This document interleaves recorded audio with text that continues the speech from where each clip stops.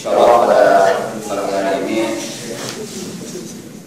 kita akan mengkaji yang biasanya diisi oleh Ustaz kita, Ustaz Firman, Ustaz dan beliau dalam masa pemulihan. Mudah-mudahan diberikan kecepatan dalam masa pemulihan beliau. Biasanya kita mengkaji kitab Al-Minhaj syarah Sahih Muslim, karena ini babnya menggantikan tapi tidak lepas dari kajian hadis kita. Insyaallah kita akan mengkaji terkait dengan beberapa hadis ya, yang terkait dengan pertama dengan masalah niat ya. Yang kedua adalah masalah mufattirat, hal-hal yang membatalkan puasa. Niat dan hal yang membatalkan puasa tersebut adalah dua rukun puasa. Jadi kalau ditanya ada berapa rukun puasanya, puasa itu hanya dua rukun ya. Pertama adalah niat. Hampir semua ibadah pasti rukun pertama adalah niat ya. Kenapa? Karena memang niat inilah yang membedakan sebuah amalan itu ibadah atau bukan. Ada orang berpuasa karena ingin langsing ya. Berarti dia niatnya bukan karena ibadah, karena ingin langsing ya. Ada juga ingin bisa berjalan di atas air.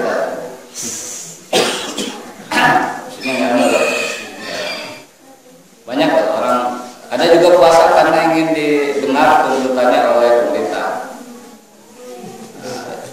Iya, namanya adalah mogok makan. Hal yang bikin mogok dirinya sendiri sebenarnya, bukan apa lain. Nah itu, jadi perlu niat itu membedakan. Yang kedua adalah rukun puasa itu adalah al-imsak anil mufattirat. Nah, menahan diri dari hal yang membatalkan. Nah, imsak ini adalah seringkali disalahpahami ya.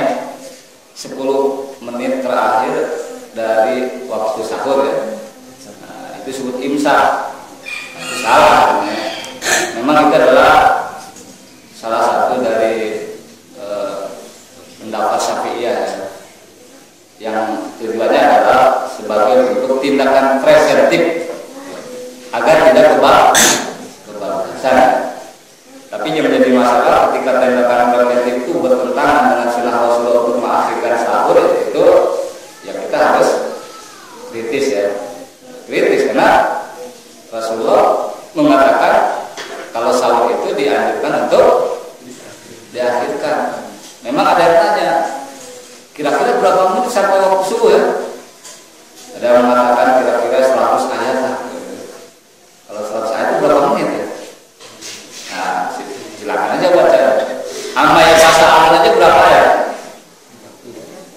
Nah, yang 42 berarti 2 kali surat An-Naba. Berarti 10 menit tuh. Nah itu sebenarnya hikmahnya adalah ketika kita sahurnya semakin akhir, berarti kan kita semakin kuat bertahan ya untuk puasa. Kalau puasa jam 2 ya, nah itu jam 6 itu sudah lagi. Memang sih aman, sangat aman sekali gitu. Puasa jam 2 itu. Nah, pertama yang kita lihat adalah hadis ya. Hadis ini pernah kita bahas, tidak mau berpanjang lebar, itu innamal a'malu binniyat wa innamal likulli imri'in ma nawa. Hadis riwayat Muttafaqun alaih dari Umar bin Khattab, hadis yang sangat benar. Innamal a'malu binniyat, sesungguhnya amal-amal itu tergantung niat-niatnya, termasuk puasa ya. Makanya hadis ini selalu jadikan dari semua ibadah, tidak hanya puasa ya, hadis ini. Wa innamal likulli imri'in ma nawa dan seterusnya. Nah, hadis yang diperdebatkan ya adalah hadis dari Ibnu Umar dari Hafsah marfu'an dari Hafsah marfu'an itu ini adalah nanti ada masalah di sini. Artinya marfu'an itu adalah sampai ke Rasulullah lah gitu kan intinya. Apa kata Rasulullah? Man lam yujammi as-siyama qabla al-fajri fala siyama lahu. Barang siapa yang yujammi, yang yujammi itu adalah ya'zam. Barang siapa yang tidak berazam, berniat ya, berazam, bertekad ya. Barang siapa yang tidak bertekad, as-siyama puasa qabla al-fajri sebelum subuh. Fala siyama lahu, maka tidak ada puasa baginya. Rawahu Ahmad, riwayat Ahmad dan Ashabus Sunan Ini dalil ya, yang menunjukkan bahwa kalau kita esok harinya berpuasa, maka minimal sebelum subuh kita berazam berniat. Nah, hadis ini adalah yang jadi masalah adalah mukhtalafun fi waqtihi wa waqtihi. Hadis ini para ulama hadis berbeda pendapat. Apakah ini memang sampai ke Rasulullah atau hanya sampai ke sahabat? Apakah ini hadis marfu atau hadis mauquf? Makanya kan tadi dari Hafsah marfu'an gitu ya, sampai ke Rasulullah. Nah, cukuplah bahwa Imam Bukhari ya, kemudian Imam Abu Daud, Imam Nasa'i, At-Tirmidzi ya, dan Ibnu Abu Hatim ya, itu adalah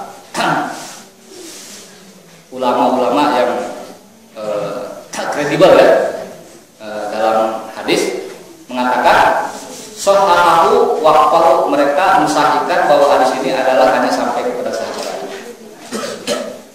Jadi hadis ini enggak nyampe kepada siapa?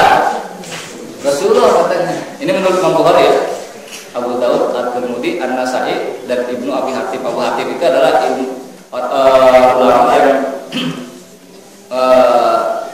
yang concern dengan ilmu al-jarh wa ta'dil ya. Al-jarh wa ta'dil itu kritikus hadis lah kalau bahasa kita. Jadi oleh karena itu walastu idan al-istidlal ala makhtalafu fihi.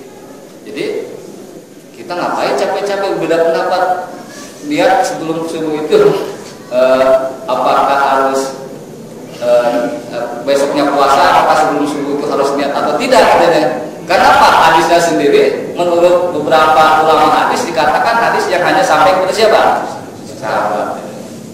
Memang nanti pertanyaan berikutnya dalam bab usul fikih ya, apakah pendapat sahabat itu bisa jadikan dalil atau tidak? Nah itu menjadikan perbedaan juga ya. Tapi yang jelas yang menjadikan ijma, kesepakatan para ulama yang menjadikan dalil itu adalah Al-Quran, Sunnah, ijma dan qiyas. Perkataan sahabat, pendapat sahabat itu di bawah ya. Itu pokoknya yang 4 besar, the big four gitu ya kalau dalam Liga Inggris. 4 besar. Nah itu yang sepakat ya. Bahkan ada yang mengatakan hanya Al-Quran dan hadis dan qiyas saja dan ijma saja ada itu. Yang paling kuat kalau memang itu perkataan sahabat, tapi syaratnya harus ijma semua sahabat. Tapi ini kan tidak ada ijma. Maka oleh karena itu, kalau kita setiap habis isya ya, saya suka ada kalau di masjid nggak tahu di Al-Quran nih. Nawa itu sauma godin an adai fardhi syahri ramadhana hadhihi sanati lillahi ta'ala Allahu akbar. Nah, itu sholat. Itu sebenarnya karena berpegang pada hadis ini ya. Nah, sebenarnya ini kan yang penting sebelum subuh. Cuma karena takut lupa, akhirnya diucapkan setelah tarawih. Bagaimana hukumnya? Nah ini hukumnya adalah kembali kepada perbuatan yang panjang tentang wattalaqud bin niat, mengucapkan niat itu bagaimana hukumnya ya. Nah ini kita tidak bisa mengatakan bahwa itu sesuatu yang sepakat bid'ah, nah juga sih. Coba bapak ibu cek ya di satu kitab fikih yang Saya sering mengatakan kitab fikih yang kayak ensiklopedia ya, 4 mata, namanya Al-Fiqh Wal-Islami wa Adilatu wa Wajhili yang 8 jilid ya. Itu ditemukan di sana tentang mengucapkan niat ya, seperti nawaitu shauma godin, kemudian usolli fardhu zuhri, fardhu maghrib dan seterusnya. Ternyata para ulama mazhab juga ada yang mengatakan mustahab, dianjurkan juga, ada juga. Walaupun ada juga yang mengatakan bid'ah, nah, gitu. Wah itu bid'ah, wa kullu bid'atin dolalah, wa kullu dolalatin finnar, dan neraka itu panas gitu. Nah, ternyata di situ ada di antaranya Hanafiyah. Hanafiyah mengatakan memang, tapi semua ulama sepakat, mazhab semua ya, mengucapkan niat, mengeraskan niat, sepakat para ulama. Memang tidak ada di zaman Rasulullah, tidak ada sepakat. Dan mereka sepakat juga tempatnya niat ada di dalam hati, ya. Tetapi ketika diucapkan, ada yang mengatakan mustahab, disukailah, ya bolehlah, gitu ya. Bagi apa? Nah, Hanafi mengatakan kalau memang itu bisa menguatkan apa yang ada di dalam. Nah, itu ada yang bilang. Nah, tetapi kalau niat itu malah menjadikan ragu ada yang dalam hati, justru karena ada orang yang niat justru menjadikan ada yang di dalam hati itu menjadi apa? Menjadi bimbang.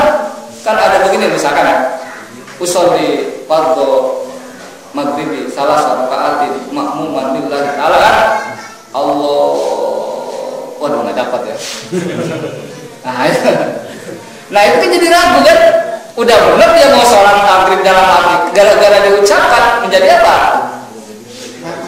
Jadi giginya nggak masuk gigi satu gitu. Kadang-kadang, ya kan? Ya.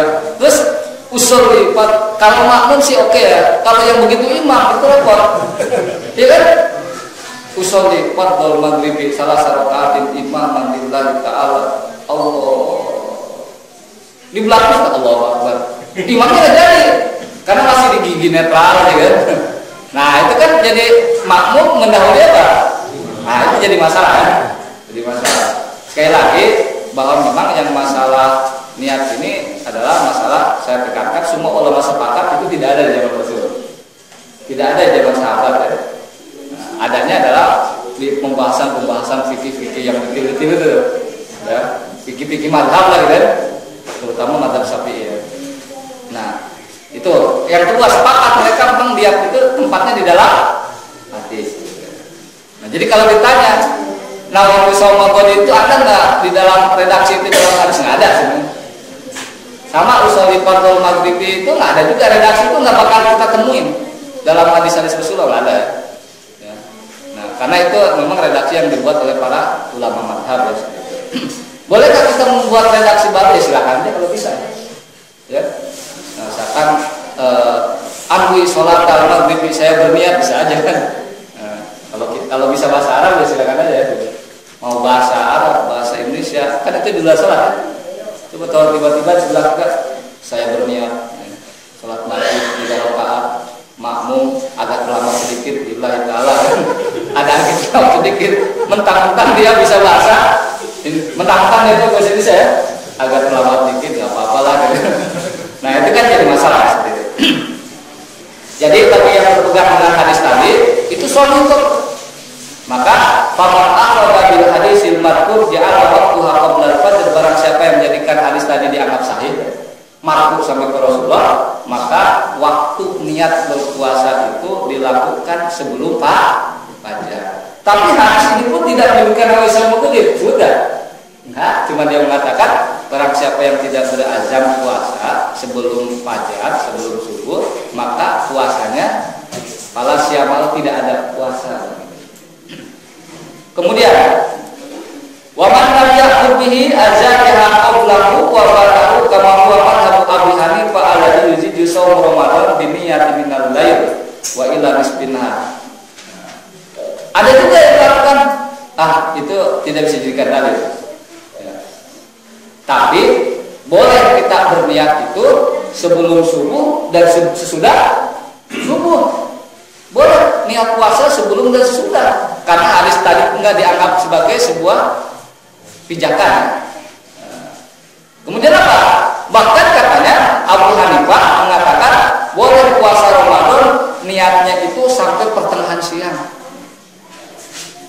dia tidak ngambil haji. Jadi jam 11 baru niat, itu sauma bukan godin lagi. Itu sauma al-yaum ya saudara. Saya berniat puasa hari ini. Nah jadi itu apa? Tadi nggak ngambil haji. Wa min man tasawwara tabdi'nya al-fard wa amana fa ajadu fil nahar ila ma qabla zawal. Ada juga para ulama yang mengatakan kalau niatnya itu di malam harinya sebelum subuh ya, itu khusus puasa wajib. Ada ya. Tapi kalau puasa sunnah boleh setelah subuh, bahkan boleh setelah zuhur. Ya, setelah zuhur. Misalkan sunnah ya, hari Senin kita habis subuh tidur, bangun-bangun jam 1:30. Ya bisa aja orang semalam dia nonton bola ya. Nah, ini Ustaz Agus yang semalam nonton bola ya. Nonton bola ya. Bangun-bangun 1:30. Kebetulan istrinya lagi pergi ya. Lagi operasi ya. Nggak ada yang masak. Udah puasa aja boleh. Kalau ini ada dalilnya ya. Itu hadis riwayat Muslim dari Aisyah bahwa Rasulullah SAW kan yaqulu ala ta'ati azwajihi. Rasulullah pernah masuk itu mendatangi beberapa istrinya. Kemudian mengatakan fayaqul hal min qada, ada makan siang enggak?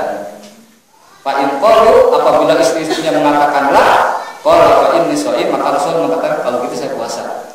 Jadi Rasulullah banyak istrinya, tapi dari semua istri yang datangi enggak masak semua gitu. Ya betul sih kan? Rasulullah ke istrinya, ada makan siang enggak ada. Yang kesini enggak ada makan siang enggak ada. Udahlah puasa aja gitu. Pak ini shaim. Jadi bapak-bapak ya, belum tentu banyak istri banyak yang masakin. Ya Bu ya. Nah, jadi istri satu tapi juga masaknya rajin, mendingan mana? Kata bapak mendingan banyak istri tapi semua masak.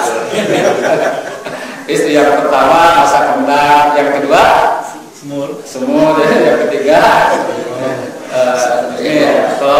balado. Jadi ada pilihan kayak restoran. Itu ya kalau kasih uang belanja kalau enggak. Kemudian juga ada dalam hadis Sahih Muslim ya. Ketika puasa Asyura masih wajib sebelum ada puasa Ramadan ya. Rasulullah amar rajulan min aslam, man aslama, Rasulullah memerintahkan seorang laki-laki untuk yu'adzin binnas bin nahar, mengumumkan pada siang hari ya. Ala kullu man akala fal yumsik wa lam yakul fal yasum. Maka barang siapa yang setiap orang itu makan, maka hendak menahan. Wa man yakul, barang siapa yang belum makan, fal yasum, maka hendak berpuasa. Ini kan pertengahan dulu ya. Nah, ini katanya di ibadah puasanya puasa apa? Sunnah. Kemudian wa minal fuqaha, ada yang menikah ini. Di antara para ahli fikih seperti Al-Imam Az-Zuhri, sebenarnya Imam Zuhri itu bukan ahli fikih. Ya, terkenalnya dia adalah gurunya Imam Muslim ya. Yaitu ahli hadis ya. Imam Zuhri atau itu adalah sering dikutip oleh Ibnu Katsir dalam tafsirnya ya. Kalau ada Zupal, jadi dari kalangan mazhab Hanafi ya. Malam wajibun niat fi shaumi Ramadan. Mereka bahkan tidak mewajibkan niat walaupun dalam bab puasa Ramadan, tidak perlu. Ada yang begitu. Berarti karena memang mereka tidak mengambil hadis sebagai dalil ya, jelas. Ada lagi yang sapu jagat niatnya. Imam Malik ya. Wa dhahaba Imam Malik ila anna niyatas siyami fi awwalil lailah min ramadan syahri kulli. Imam Malik mengatakan bahwa puasa di malam pertama Ramadan itu bisa untuk 1 bulan penuh. Nah, Imam Malik ya. Nah, itu praktis gitu ya. Nah, jadi itu niat di awal tapi untuk itu all in one ya. Nah, jadi 1 kali untuk sebulan. Nah, itu udah itu jadi nawait sama godinnya kalau Imam Malik itu hanya malam pertama terawih aja mumpung masjidnya masih penuh ya. Belum ada kemajuan ya. Nah ini ya. Tetapi ya walau bagaimanapun memang kalau Yusuf Qaradawi mengatakan begini. Pertama dia termasuk orang yang mengatakan hadis itu adalah mauquf, tidak sampai ke Rasulullah. Yang kedua, nggak usah dipanjang-panjangin masalah niat ini. Kenapa? Cukuplah katanya orang sahur saja menunjukkan dia niat mau apa. Itu kalau yang sahur misalnya. Kalau nggak sahur. Nah, tapi kalau orang nggak sahur ya, kemudian dia bangun setengah 6, aduh nggak sahur nih, berarti sebenarnya niat apa dia? Berarti selesai gitu. Iya kan? Kecuali kalau bangun nggak merasa mau puasa ya sebenarnya. Lain. Jadi sebenarnya apalagi di Ramadan. Apalagi di Ramadan. Karena Ramadan itu dua suasananya dia pasti akan puasa ya. Pasti besoknya akan puasa. Cuma memang niat itu diperlukan. Sekali lagi niat itu diperlukan khususnya bagi mereka-mereka yang disebut ashabul aqdar. Ya. Apa itu ashabul aqdar? Niat itu diperlukan bagi mereka-mereka yang diberikan pilihan. Mau puasa silakan, tidak juga silakan. Seperti apa? Paman kana minkum maridun, sakit. Ya. Sakitnya yang seperti apa itu urusannya nanti fikih ya. Al-ala safarin atau safar. Itu aja. Jadi kalau kita besok bukan mau sakit ya, mau safar ya, mudik ya. Atau kita sakit memang perlu niat ya, perlu niat. Jadi itu penting kalau situ ya. Karena niat itu dia punya dua opsi, dua punya pilihan. Apakah dia itu mau berpuasa juga silakan, ya. Tidak juga silakan. Nah itu hadis. Jadi hadis yang mengatakan malam jamni asyama qabla al-fajri fala syama lahu ya. Barang siapa yang tidak berazam puasa sebelum fajar, sebelum sholat subuh, sholat waktu subuh, ya, maka tidak ada puasa baginya. Tapi ada juga pendapat lain yang mencoba menafsirkan falasya malam apa artinya? Falasya malam itu bukan tidak ada puasa baginya, tapi maksudnya tidak ada kesempurnaan puasa baginya. Ada juga yang gitu. Jadi berarti kalau begitu puasanya kalau malamnya tidak niat tetap sah, cuma tidak sempurna, bukan tidak sah katanya. Juga yang begitu kan, ini kasusnya seperti ini. Malam yakro di Fatihatil Kitab wala sholata lahu. Barang siapa yang tidak membaca Fatihah Alkitab surat Al-Fatihah, maka wala sholata lahu, tidak ada sholat, tidak sah sholatnya atau tidak sempurna sholatnya. Ada yang mengatakan tidak sempurna, ada yang mengatakan tidak sah. Yang mengatakan tidak sempurna adalah mazhab Abu Hanifah. Karena Abu Hanifah mengatakan yang termasuk rukun dalam sholat itu bukan Al-Fatihah, tapi baca Al-Quran. Faqra'u ma tayassara minal Quran. Ya, pokoknya baca Al-Quran. Ya, baca Al-Quran. Walaupun kalau kita baca di kitab buku fikih Hanafiyah ya, di mazhab mengatakan bahwa minimal 3 ayat. Jadi tidak pula misalkan sholat Yasin, Allahu Akbar enggak juga kan. Alif Lam Mim enggak, Nun gitu. Nah, gitu kan. Menurut saya tapi kalau mendingan baca Nun Yasin santai ya daripada 23 rakaat 7 menit ya. Iya. Jadi saya ada punya grup WhatsApp ya. Jadi punya grup WhatsApp itu adalah dari seluruh dunia. Kenapa? Itu adalah alumni teman-teman kita waktu kita kuliah di Yaman ya. Itu dari mana-mana. Ada yang memposting tentang sholat tarawih 23 rakaat 7 menit. Itu responnya ada yang dari teman dari Albania, dari Turki yang segala macam. Itu di mana katanya innalillahi yang memposting orang Malaysia, teman kita dari Malaysia. Itu di Indonesia. Wah itu nggak benar kan? Gimana coba 23 menit 23 rakaat 7 menit saya juga. Tapi setelah lihat prakteknya di TV ada yang masuk berita mungkin kalau Allah Akbar kan. Tapi menurut saya itu ada satu rukun yang hilang kan. Tumanina. Sampai diwawancara kiainya, mungkin kiainya nggak tahu dia. Saya harus belajar juga tuh. Maksudnya apa alasan secara ilmiahnya ya? Saya masih susah menerima ya. Kata kiainya, kita ini membimbing Jumat katanya, agar rumah tidak berat katanya. Iya sih, tapi nggak gitu-gitu banget gitu. Memang ada yang dari desa jauh aja Pak, itu tempat jadi favorit gitu. Ya, ada di wawancara zamannya, kenapa sholat rawuh? Ya karena di sini cepat, alhamdulillah kita jadi. Enggak, yang sebelah saja 7 menit itu nggak mungkin, menurut saya. Nggak mungkin. 23 coba. Coba kalau ada 23, 7 menit di Depok laku nggak? Nah ini agak susah diterima oleh akal sehat kita gitu.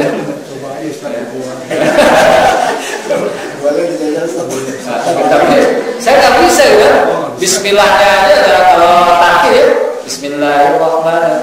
Katakan yang marqabinya itu 2 rakaat. Bismillahirrahmanirrahim. Alhamdulillahirabbil alamin. Pada hari disukunnya ya 2 rakaat. Tentu nggak bisa. Kemudian yang kedua, hadis-hadis yang rukun yang kedua kan menahan dari hal-hal yang membatalkan ya.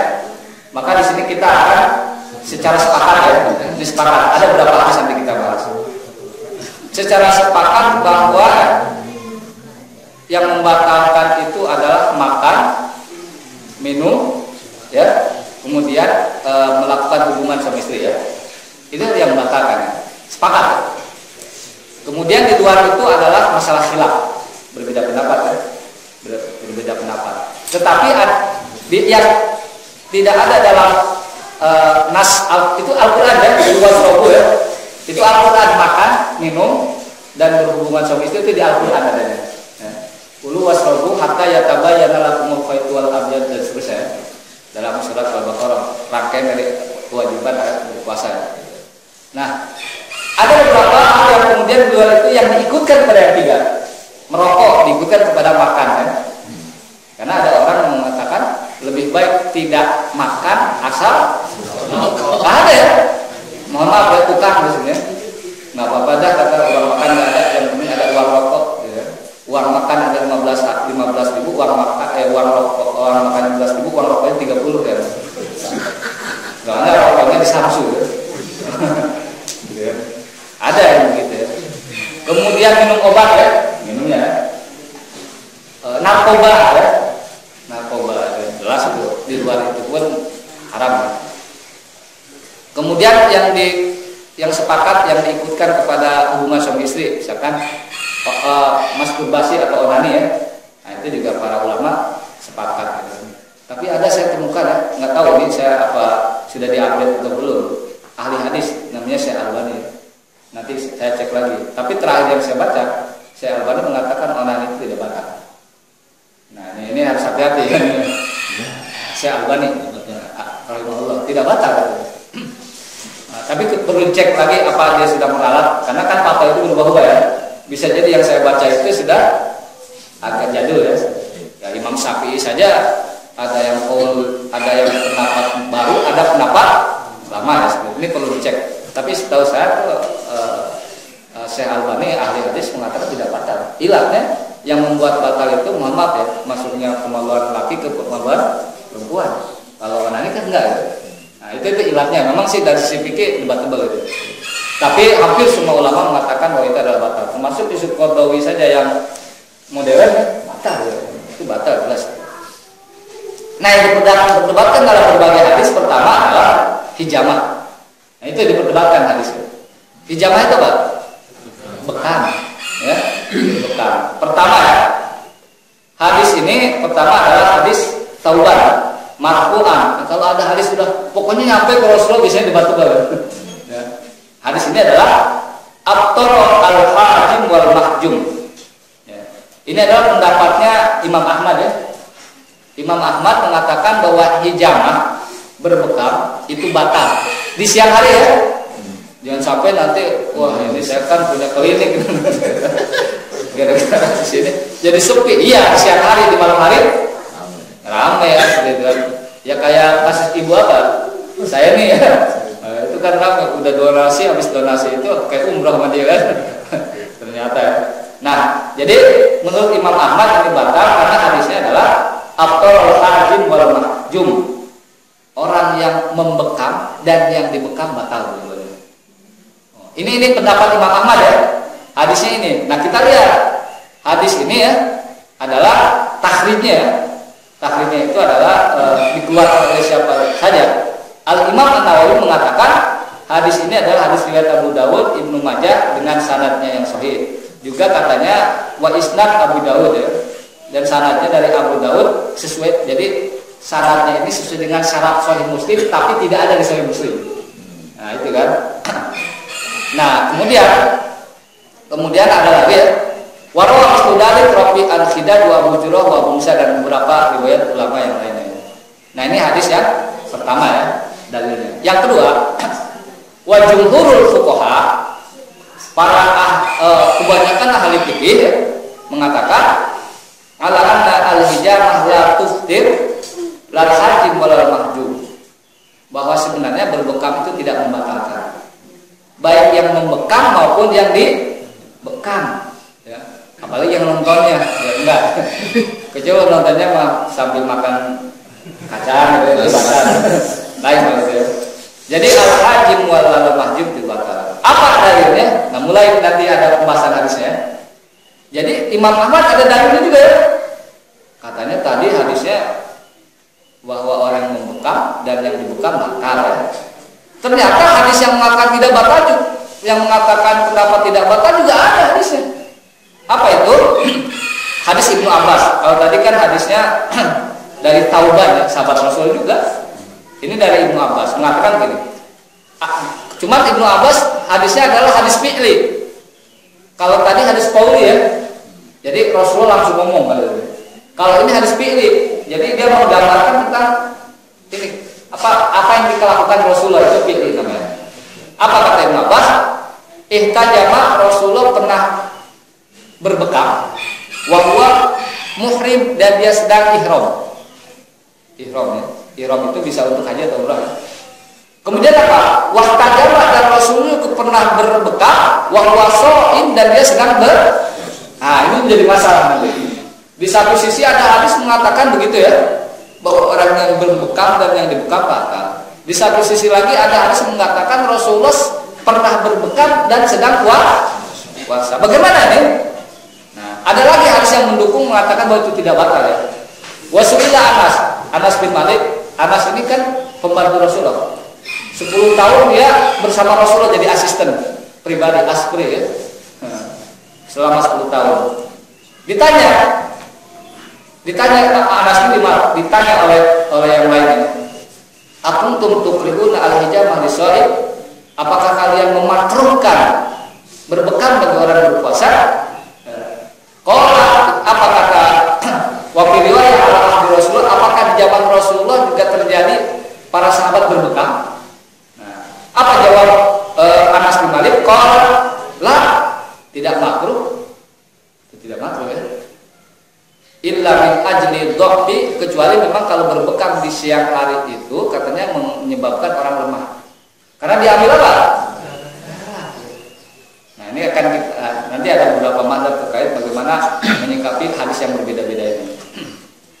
Kemudian juga di hadis lain bahwa dari Abu Laila dia mengatakan haddatsani rajulun min ashabin Nabi sallallahu alaihi wasallam anna Nabi sallallahu alaihi wasallam anil hijrah wal muwasalah wala yana anhuma illa ibqa ala ashabi, bahwa Nabi Muhammad sallallahu alaihi wasallam melarang hijamah wal muwasalah. Muwasalah itu adalah kalau habis maghrib ya, nah bukannya pas nanti sahur. Nah, itu muwasalah namanya ya. Nah, jadi sekalian sahur sekalian buka, bisa nggak? Bisa sih bisa, cuma nggak boleh. Dia bisa sih bisa ya, mentang-mentang sekalian puasa sekalian langsing ya. Nah itu nggak boleh. Walau yata'an ma illa ibqa ala ashabi ya. Nah dia mengatakan sebenarnya walau yata'an ma, dan Rasulullah tidak melarang anhuma dari hijamah dan muwasalah illa ibqa ala ashabi, kecuali katanya agar orang itu sebenarnya kuat puasa saja. Nah, berarti kan ini menguatkan yang mengatakan tidak batal. Jadi artinya kalau misalkan berbekam itu menyebabkan dia apa? Lemah. Nah, itu kan Itu yang intinya. Tapi kalau hijamah sendiri tidak batal sebenarnya.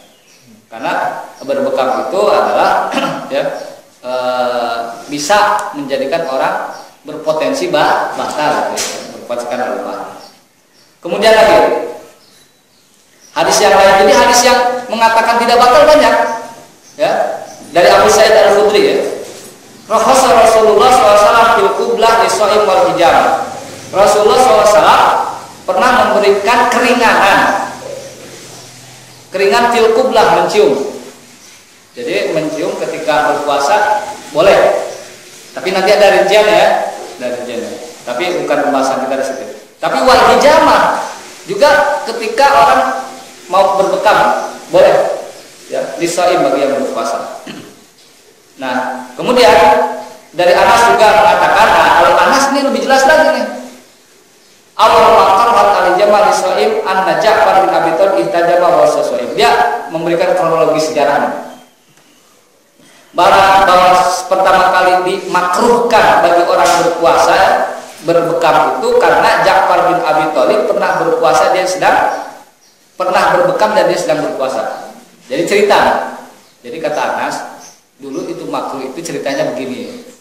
Jadi Ja'far bin Abi Thalib itu berbekam dan dia sedang berpuasa. Lewat Nabi Muhammad SAW mengatakan, afatorohadan. Ini orang yang membekam dan dibekam batal udah. Tapi kemudian summa Rasul ba'da hijamah, kemudian Rasul memberikan keringanan. Nah ini artinya dulu memang pernah dimakruhkan, kemudian kata Rasul bolehlah sekarang nggak apa-apa ya. Nah itu kan menguatkan bahwa itu tidak batal ya. Nah ini dalil-dalil yang tidak batal seperti itu. Nah bagaimana kemudian Al-Imam Al-Baihaqi juga sama ya. Dia mengatakan bahwa berbekam ketika berpuasa itu boleh, ada rukhsahnya ya. Nah ini riwayat dari Abu Waqqas, Abu Mas'ud, Abu Abbas, Abu Umar, Abu Husain dan Aisyah dan Ummu Salmah dan banyak lagi sahabat-sahabat lain. Jadi bagaimana menggabungkan itu? Wadhahir kata para ulama hadis yang dipergunakan oleh Imam Ahmad ya, yang mengatakan abtara al-hajim wal mahjum, orang yang berbekam dan orang yang membekam dan yang dibekam itu batal, itu dimansuh, direvisi. Awalnya memang dulu dianggap batal, kemudian di akhir-akhir dianggap apa? Boleh. Nah, ini jelas dari hadis yang kita sebutkan dari Ibnu Abbas tadi ya, itu direvisi. Nah ini yang pertama. Kemudian juga hadis-hadis yang menunjukkan kebolehan berbekam atau membekam di bulan ketika dia berpuasa, itu dari sisi kualitas jauh lebih sahih daripada hadis yang mengatakan itu batal. Oleh karena itu, kalau Imam Syafi'i fawajar takdim kata kalau hadis-hadis itu sahih ya tidak, maka hadis-hadis sahih itu yang kemudian harus diutamakan. Yang ketiga ada lagi yang mencoba apa? Menggabungkan dua hadis. Kenapa? Katanya Imam Ahmad bahwa yang membekam dan yang dibekam itu batal. Maka kemudian ditafsirkan oleh hadis yang tadi. Ya, oleh perkataan Anas sendiri mengatakan karena pertama, kalau orang yang dibekam kan batal karena daging diambil ya, jadi lemah ya. Nah yang jadi masalah kalau yang membekam kan nggak diambil darahnya, kok bisa batal juga, betul ya? Oh, kecapean kata itu tafsiran situ ya. Tapi enggak, ada yang mengatakan karena dulu katanya cara membekam itu adalah fali'annahu la ya'man bin musul syai' min adam ila jawfi imdal mas, kan disedot katanya. Nah itu katanya khawatir ketika nyedot itu ada sebagian darahnya masuk ke mulut. Nah, ada yang begitu kan? Wah, juga ya. Sekarang kan nggak pakai gini kan? Iya. Tapi kalau disedot itu keluar, enak juga ya. Nah itu katanya yang dikatakan. Kenapa ya bantir ya? Kenapa yang membekam itu dikatakan batal? Tapi oleh karena itu Imam Syafi'i tetap mengatakan wah hadis yang mengatakan itu boleh itu lebih kuat gitu. Lantir. Enggak. Jadi orang yang berhijamah itu, orang yang membekam yang enggak batal gitu. Nah, ini dasar. Kemudian ya, dasar yang menjadikan apa? Landasan hukum pada zaman sekarang, orang yang donor darah batal atau tidak? Kan sama ya, diambil darahnya. Kalau dia mengambil pendapat Imam Ahmad, dia batal. Ya. Kalau dia mengambil kebanyakan para ulama itu tidak batal, berarti donor darah batal nggak? Enggak. Cuman kan habis donor darah bisa dikasih telur dan susu ya. Nah, itu yang batal. Itu yang batal. Ya. Sehingga ada teman saya donor darah kenapa? Ada telur dan susu. Ada telur dan susu ya. Lumayan ya. Apalagi ditambah Indomie ya. Nah, kalau saya ditanya batal nggak? Ya kalau saya lihat memang dalil-dalil yang mengatakan bahwa itu tidak batal lebih jelas ya. Lebih banyak ya. Dan intinya tidak batal pendapatnya kuat. Yang kedua hadis yang lain yang diperdebatkan ya. Muntah ya. Muntah. Hadisnya sangat terkenal ya. Hadisnya takhrijnya panjang sekali ya. Yaitu man dara'ul qai wa huwa sha'im fala qada alaihi. Barang siapa yang dia itu dipenuhi oleh apa dikalahkan ya, darah itu dikalahkan oleh muntah dan dia sedang berpuasa, fala qada alaihi, tidak ada qada baginya. Artinya apa? Tidak batal kan? Jadi dikalahkan itu berarti muntahnya tidak sengaja dikalahkan.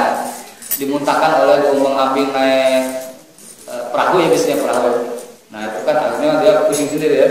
Atau dia naik mobil. Ada orang yang kalau naik mobil itu mabuk, ada nggak? Ada ya. Saya juga pikir kok ada yang begitu ya. Ada yang naik mobil muntah gitu. Nah itu batasan. Wa manis tako apal yakni, tapi barang siapa yang dia itu sengaja mau muntah, faliyakni, maka hendaklah dia mempeluk. Berarti nah berdasarkan ini maka ada satu pendapat yang paling dikenal oleh kita ya. Kalau muntahnya itu tidak disengaja tidak batal, kan gitu ya. Kalau muntahnya itu sengaja batal. Cuma saya berpikir ya, memang ada orang yang mau muntah. Ada ya? Gimana? Langsing. Hah? Untuk langsing. Oh ada yang gitu. Makan banyak terus muntah gitu. Oh gitu ya. Rasain enaknya makan aja. Wah itu gimana ya? Itu bukan. Ya ada katanya. Nah saya tidak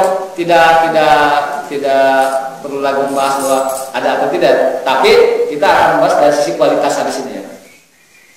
Hadis ini panjang sekali penilaian. Kesimpulannya ya. Waqad rawiya al-wajib wala yasihu isnaduhu, dari berbagai sanad yang ada tentang hadis ini memang sanadnya itu tidak sahih. Nah ini penilaian panjang sekali. Ya, sanadnya tidak sahih. Wa mimma yadullu ala adami sihhatihi, yang menunjukkan hadis tidak sahih adalah, nah ini Abu Hurairah perawi hadis ini yaqulu, bahkan dikutip ya. Jadi kan ini hadis diriwayatkan dari Abu Hurairah. Tapi di riwayat lain Abu Hurairah pernah ditanya, apakah muntah itu batal? Dia mengatakan pala yutir, tidak batal. Nah, ini pertama hadis ini adalah hadis yang secara sanadnya banyak perdebatan, tidak sahih. Nah, ditambah lagi kata Abu Hurairah dalam riwayat Bukhari, ketika ditanya apakah muntah itu batal, dia mengatakan pala yutir, tidak batal kok. Yang tadi kan bukan riwayat Bukhari ya. Nah berarti kan menunjukkan tidak sahih ya. Bahkan ditambahin lagi sama Abu Hurairah mengatakan nama yufrid wala yudid. Yang membatalkan itu adalah yang masuk ke dalam badan kita, bukan sesuatu yang keluar. Nah ini masuk akal, ya kan? Coba kalau semua yang keluar itu batal. Lagi mules nih. Ntar dulu habis maghrib dah katanya. Itu kan repot ya. Diare juga batal kan? Ya, diare pipis ya. Nah, kalau gitu enggak, kenapa enggak sahur dan enggak minum? Takut batal nanti gitu. Kenapa? Kan katanya setiap yang keluar batal ya. Wah itu repot kalau gitu ya. Dan masyarakat tidak sih. Nah itu. Jadi jelas ya. Jadi hadis ini adalah tidak batal, tidak sahih ya seperti itu. Tapi memang ada juga hadis yang mencoba menafsirkan. Ini mungkin katanya. Kenapa orang yang muntah itu batal? Biasanya orang muntah itu sakit. Sehingga kalau sakit itu tidak apa-apa untuk puasa. Ada juga yang menafsirkan itu ya. Apalagi ada dalam hadis lain yang lebih eksplisit, yang lebih jelas ya. Hadis riwayat Turmudi, Baihaqi, saya lihat dulu tahlilnya. Walaupun hadis ini dhaif juga sih. Dia mengatakan gini, hadis dari Rasulullah, salah satu layutirna, ada 3 hal yang tidak membatalkan puasa. Al-hijamah, berbekal, wal baik muntah, wal ihtilam, mimpi basah.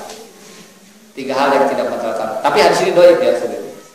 Yang jelas sih Imam Bukhari meriwayatkan dari Abu Hurairah, yang Abu Hurairah itu di riwayat lain mengatakan batal, tapi di Bukhari mengatakan ketika ditanya apakah muntah itu batal, la yuktir, tidak batal. Jelas ya. Jadi yang namanya muntah itu tidak batal. Kemudian lagi ya, terakhir ya, kalau karena di jam 6 ya. Nah, tadi katanya jam 6 sampai jam 6:30 ya. Yang membatalkan puasa itu apakah seperti yang disebutkan oleh mazhab Ibnu Hazm, yaitu terkait dengan ini maksiat. Maksiat itu seperti ini. Halil ma'asi tubtirus shaim, apakah melakukan maksiat ketika berpuasa membatalkan puasa?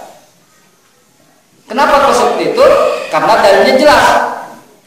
Asyamu junnah. Puasa itu adalah benteng. Fa idza kana yaumi shaumi ahadikum fala yarfas wala yaskhab. Wa fi riwayah wala yazhar fa ini murun syabahu aw qatal faziyun inni shaim dua kali. Ini dalil puasa itu adalah perisai. Apabila salah satu di antara kalian sedang berpuasa, fala yarfas, jangan berkata jorok. Wala yaskhab, jangan berteriak-teriak. Wala yajhar, jangan berkata-kata yang berkata-katanya itu ada menunjukkan ketololan atau kebodohan dia, ya. Melawak misalnya, atau pokoknya kata-kata yang tidak ada maknanya lah. Pak ini menurut sahabatku, apabila dia dicaci atau ada yang menurut, maka katakanlah saya sedang berpuasa. Hadis yang kedua, malamnya ada qala zur wal amal bihi, barang siapa yang tidak meninggalkan perkataan dusta, berbohong dan meninggalkan perbuatan bohong, maka Allah tidak butuh pada salilai hajatun fi ayada atau amal sawatahu. Allah tidak butuh dia meninggalkan makannya dan minumnya ya. Artinya Allah tidak butuh orang yang puasa seperti itu, berpuasa tapi masih tetap berbohong.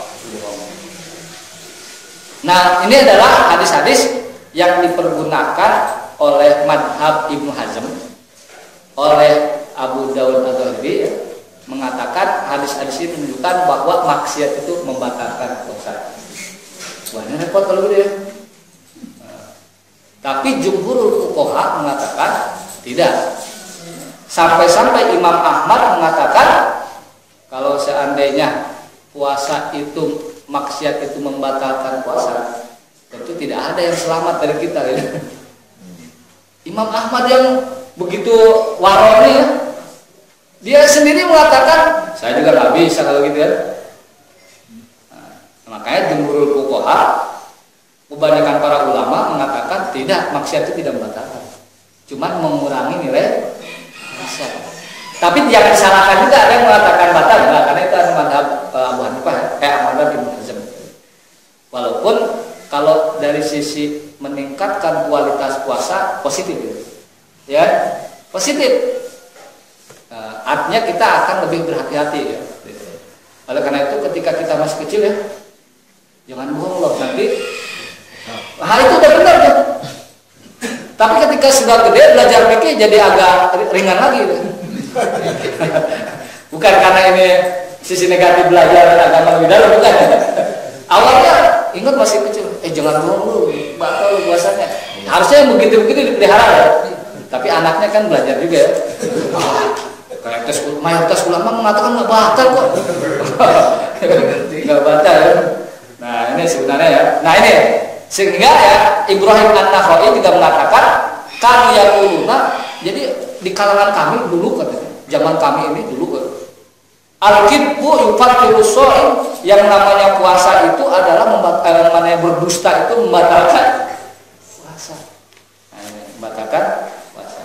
Kemudian yang ada dalam hadis lagi adalah hukum mencium istri ketika berpuasa, batal atau tidak. Nah, ini ada hadisnya juga. Pertama, hadisnya hadis riwayat Bukhari dan Muslim muttafaqun alaih, sanad sahih sekali ya. Dikatakan Aisyah, kalau bab ini biasanya yang riwayat istrinya ya, karena dia langsung pelaku ya, peristiwa ya, ada di TKP ya. Nah, apa kata Aisyah? Karena Rasulullah sallallahu alaihi wasallam yuqabbil wa yubasyir wa huwa shaim wa kana amlakukum li irbi di arabi aw syahwati. Rasul itu biasa mencium istrinya, berbau dengan istrinya, dan dia sedang berpuasa. Kenapa? Rasul itu yang paling bisa menahan syahwatnya.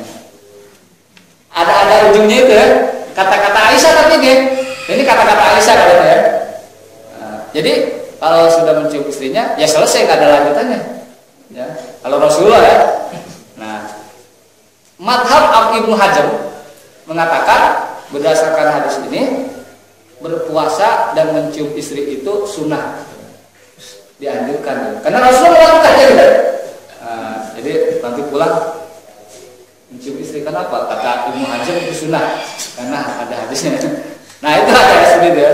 Tetapi ada pendapat lain.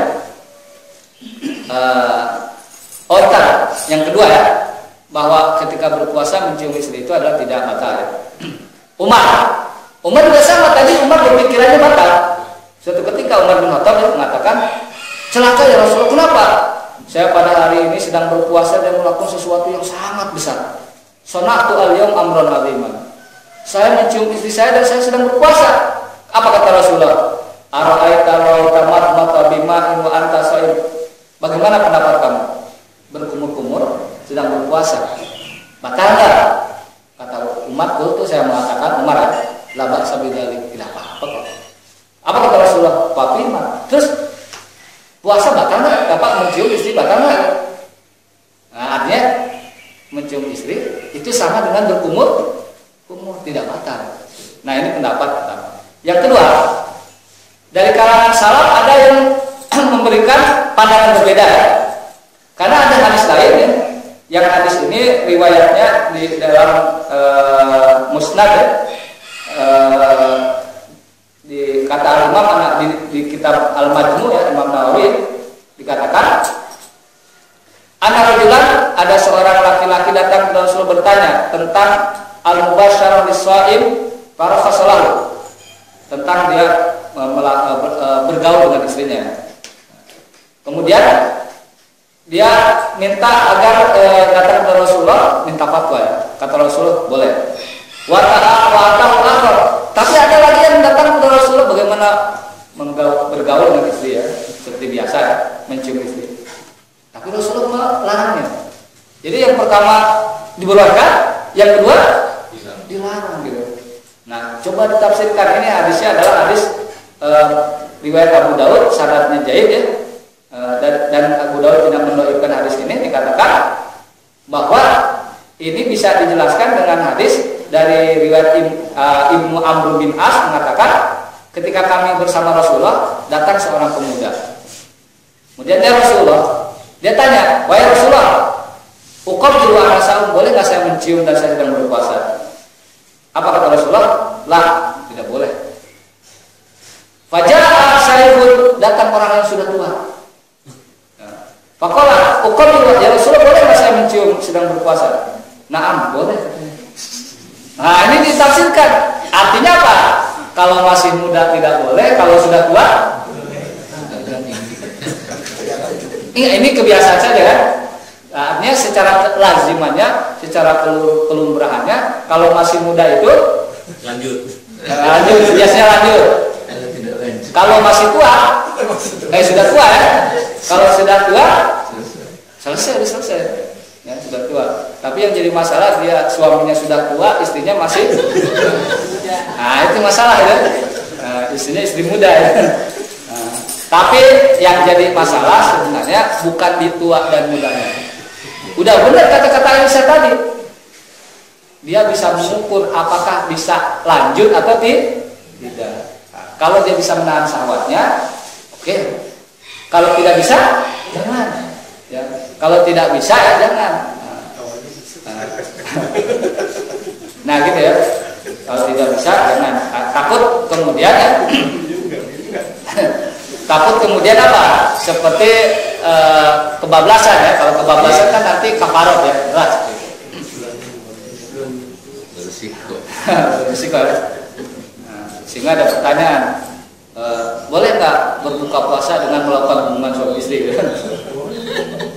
Ya boleh-boleh aja sih, udah maghrib gimana lagi.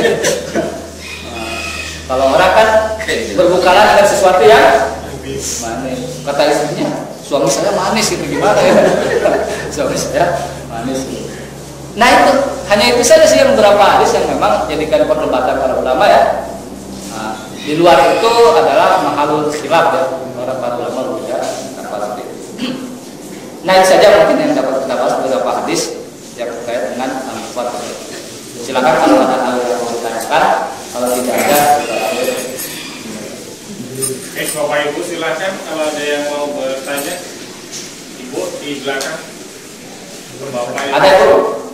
Nggak ada ya? Nah, cukup jelas ya? Cukup jelas.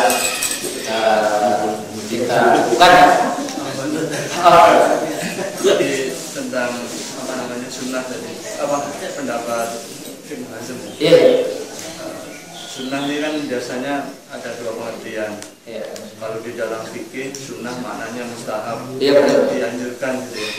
Jadi kalau dalam pandangan para ulama akidah, sunnah itu kan maknanya perjalanan Nabi atau perjalanan kehidupan. Jadi apakah memang yang dimaksudkan oleh pendapat Ibnu Hazm tadi adalah hanya menunjukkan bahwa ini loh perbuatan Nabi yang pernah dilakukan Nabi, atau memang mustahab dalam artian itu memang dianjurkan? Ya. Ada yang namanya sunnah itu perspektif ya, cara pandang fikih. Ada perspektif cara pandang perjalanan hidup Rasulullah ya. Sunnah itu sebenarnya tradisi artinya kan. Masa sunnatan hasanatan di Islam, barang siapa yang memulai satu tradisi yang baik ya. Ini juga mengakomodasi kearifan lokal ya. Ini satu tradisi yang baik. Misalkan tradisi kita ya. Kalau Idul Fitri itu kita mudik kemudian bersilaturahmi, itu kan baik ya. Nggak ada masalah sebenarnya, nggak masalah. Jangan sampai mau kemana nih? Mudik bid'ah itu benar nggak bisa ya. Mudik bid'ah itu gara-gara mudik masuk neraka gitu. Buat juga gitu. Nah, betul juga bagus kan? Nah ini para ulama usul itu juga agak repotan. Mana kategori dua ini sunnah loh. Tapi apakah sunnah itu bagian dari ibadah itu? Atau malah itu hanya kebiasaan Rasulullah saja gitu? Nah ini kesulitan orang-orang fikih juga, terutama orang-orang usul ya. Nah memang kategorinya itu katanya kalau agak susah juga ya. Apakah Rasulullah pakai saum, pakai apa? Gamis ya? Itu sunnah atau tidak? Nah itu kesulitan. Nah artinya katanya patokannya begini. Pokoknya kalau sesuatu itu ada unsur keutamaannya, ada unsur pahalanya, itu ada bagian dari sunnah bab ibadah yang mustahab itu. Tapi kalau hanya sunnahnya itu adalah sunnah kebiasaan Rasulullah yang tidak ada dari dia hanya sebagai manusia biasa, katanya, itu adalah sesuatu yang tidak masuk unsur ibadah. Tapi itu juga tidak ajab. Karena apa? Laqad kana lakum fi Rasulillah uswatun. Itu juga masih juga kan? Pokoknya semua gerak-gerik Rasul dari bangun tidur sampai tidur lagi itu adalah ada teladan yang baik. Rasulullah misalkan pakai gamis, Rasulullah pakai limut misalnya, Rasulullah misalkan suka pakainya putih, ya kan? Suka warna putih. Ya kalau kita ngefans, orang ngefans kan masa disalahkan nggak, salah juga. Coba kalau orang ngefans, semua kan ikut ya, gaya rambut ya, kemudian gaya jalannya, kemudian gaya pakaiannya, kan gitu kan kalau ngefans. Nah itu juga tidak, itu juga menurut saya sih iya juga kalau melihat keumuman, laqad kana